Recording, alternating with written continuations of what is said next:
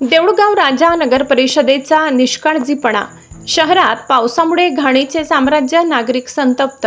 एकीकडे शासनाकडून स्वच्छ भारत अभियानासाठी कोट्यवधी रुपयांचा निधी खर्च केला जात असताना दुसरीकडे देऊळगाव राजा नगर परिषदेकडून स्वच्छतेकडे होत असलेल्या दुर्लक्षामुळे संपूर्ण शहर घाणीच्या विळख्यात सापडले आहे। शहरातील विविध प्रभाग, मुख्य रस्ते, गल्लीबोर्ड तसेच सार्वजनिक ठिकाणी कचऱ्याचे ढीग साचलेले दिसत असून नागरिकांमध्ये तीव्र नाराजीचे वातावरण आहे।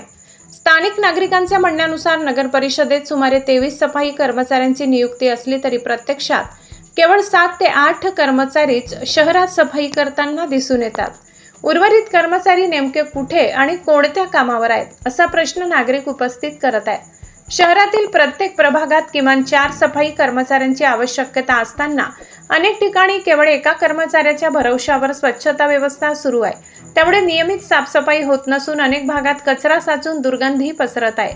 नागरिकांचा आरोप आहे की सफाई कर्मचाऱ्यांवर देखरेख ठेवणारे संबंधित पर्यवेक्षक आणि अधिकारी देखील मैदानात दिसत नाही।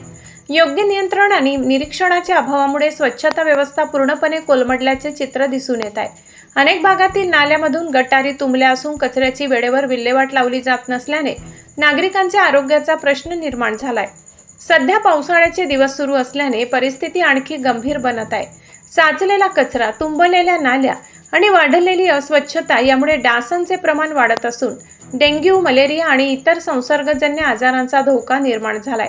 वेळेत उपाययोजना न केल्यास शहरात आरोग्यविषयक गंभीर समस्या निर्माण होऊ शकतात, अशी भीती नागरिक व्यक्त करत आहे। शहरवासियांनी नगर परिषद प्रशासनाकडे सफाई कर्मचाऱ्यांच्या उपस्थितीची चौकशी करून सर्व कर्मचाऱ्यांना त्यांच्या मूळ कामावर नियुक्त करावे, तसेच प्रभागात पुरेशा मनुष्यबळाची व्यवस्था करावी।